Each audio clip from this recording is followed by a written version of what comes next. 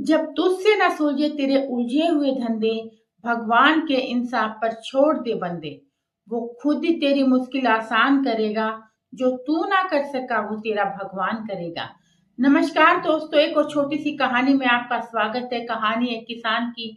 एक गांव में एक किसान रहता था, बड़ा ही चिंतित बैठा था, क्योंकि जो उसकी बेटी है वो शादी के लायक हो गई थी और आज शाम को कुछ मेहमान है जो घर पर आने वाले थे। उस बेटी को है देखने के लिए लड़के वाले आने वाले थे। तो किसान बड़ा चिंतित था कि दावत का इंतजाम कैसे करे, क्योंकि उसके पास कुछ नहीं था। तभी वह खेत में जाता है। वहां देखता है तो 3 लौकी है जो लगी हुई थी। वह इन तीनों को तोड़ता है और सब्जी मंडी में चला जाता है।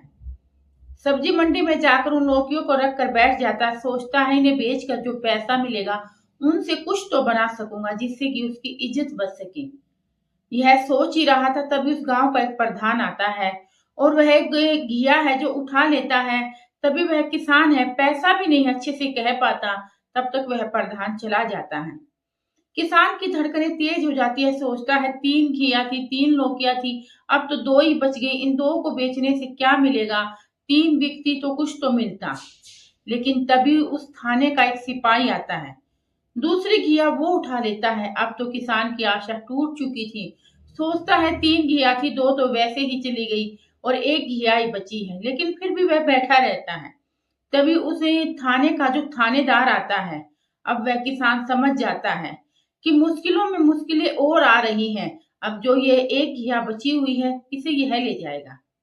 थानेदार उसके पास आता, जोर जोर से हंसने लगता है। अरे ये क्या, एक घिया को लेकर क्या कर रहे हो मंडी में? ये क्या, कौन सी सब्जी क्या बेच रहे हो? सिर्फ एक घिया ही?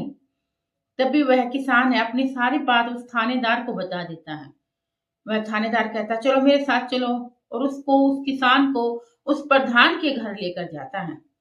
जब किसान और थानेदार प्रधान के घर जाते हैं तो जो प्रधान की घर वाली थी वह लौकी को काट रही थी, सब्जी की तैयारी कर रही थी। तभी थानेदार कहता है प्रधान से, ये घिया कहाँ से लेकर आए? प्रधान कहता मंडी से लेकर आया हूँ। कहता कि खरीद कर लेकर आया या वैसे ही? तो प्रधान पहले तो मना कर देता है, नहीं मैं तो खरीद कर लाया हूँ। लेकिन फिर 1-2 बार पूछने पर वह हाँ भर लेता है कि हाँ, मैंने तो इस किसान की उठाई थी, क्योंकि वह समझ जाता है कि इस किसान ने बता दिया होगा। तभी वह थानेदार कहता 1,000 रुपये निकालो, क्योंकि तुमने यह अपराध किया है, वरना तुझे सजा मिलेगी। प्रधान 1,000 रुपये निकालकर थानेदार को दे देता है। अब थानेदार किसान को उससे सिपाही के पास ले जाता है, उस थाने में ले जाता है। बोलता है किसान को, बताओ कौन सा सिपाही था जिसने लौकी को उठाया था? तभी किसान बताता है कि ये वाला सिपाही था। थानेदार उससे भी 1,000 रुपये ले लेता है और थानेदार अब बाहर निकलने लग जाता है। तभी किसान है जो फिर से घबरा जाता है। सोचता है अरे कहीं ये थानेदार 2,000 रुपये अपनी जेब में तो नहीं डाल लेगा, क्योंकि वह चुपचाप वहां से बाहर निकल रहा था। किसान चुपचाप अपनी एक घिया को लेकर बाहर आने ही लगता है। तभी थानेदार वापस आता है और कहता है, इस घिया को लेकर कहाँ जा रहे हो? यह घिया मुझे दो, हमें भी तो सब्जी बनानी है। तभी किसान कहता है, लो एक ही बची हुई थी, इसे आप ले लो।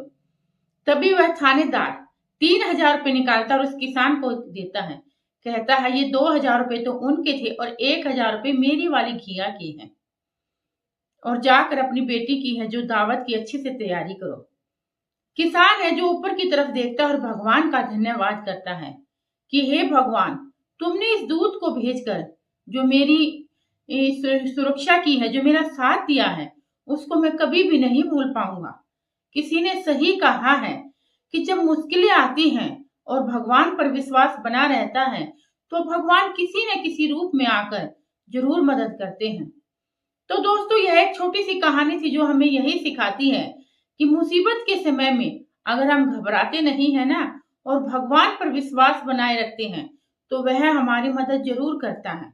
लेकिन जब हम घबरा जाते हैं, डगमगा जाते हैं, तो हम ना तो खुद कुछ कर पाते हैं और ना ही भगवान हमारी मदद कर पाते हैं, क्योंकि हम उससे पहले घबरा कर कुछ ना कुछ गलत डिसीजन ले ही लेते हैं। तो दोस्तों, आपको यह कहानी कैसी लगी? अगर आपको यह कहानी जरा भी पसंद आई हो तो प्लीज वीडियो को लाइक और चैनल को सब्सक्राइब जरूर करें। मिलते हैं एक और नई वीडियो में, तब तक के लिए जय श्री राम दोस्तों।